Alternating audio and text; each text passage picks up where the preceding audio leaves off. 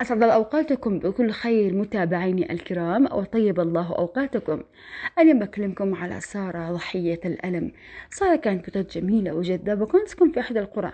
تزوجت من دكتور ذو منصب عالي. فجأة تتغير حياة سارة بعد أن جابت ابنتها أمل.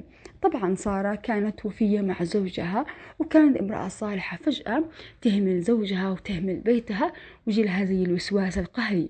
كانت تشك بكل شيء، كانت تصيح وتبكي وتقول أنا مش قادرة أتحملك، أنا مش تيكش، أنا مدري زوجها.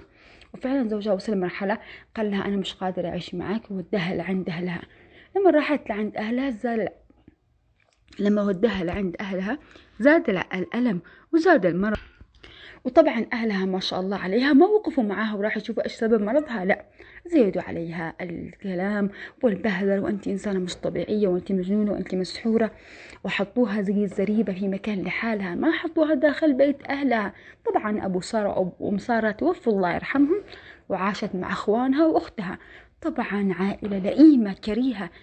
عطوا سارة خلوها تعيش زي البقرة.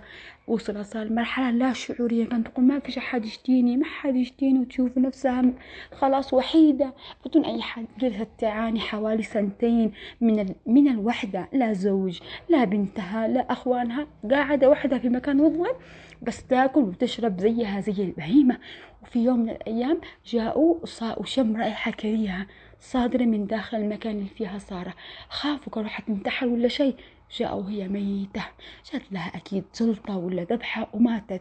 واليوم يغسلوها أهلها وعاملين نفسهم انهم زعلانين وحزين، وهم اللي وصلوها لهذه المرحلة. ما زالت سارة عمرها 27 سنة تنتقي رحمة الله تعالى. من اللي قتلها؟ ما قتلهاش المرض ولا مرض القلب، صدقوني، لا، قتلها أهلها وزوجها. ليش ما عالجتها؟ ليه ما وقفت معها؟ هي ما أبغاها أنا دكتور وراح أشوف غيرها. يا ول قلبي عليك يا سارة. وفعلا انتقلت سارة رحمة الله تعالى، وخسروا بهذا أختهم الغالية سارة الجميلة اللي كانت فعلا جميلة، لكن عمل الوسواس وعمل الحسد كان له دور، لأنها كانت الوحيدة لزوج الدكتور في المنطقة واللي أنجبت منه. فكان نوع من الحسد، دخلوا عليها وأعطوها الحسد فأكلها أكل الحسد، وماتت محسودة مسحورة معيونة. إن لله وإنا إليه راجعون.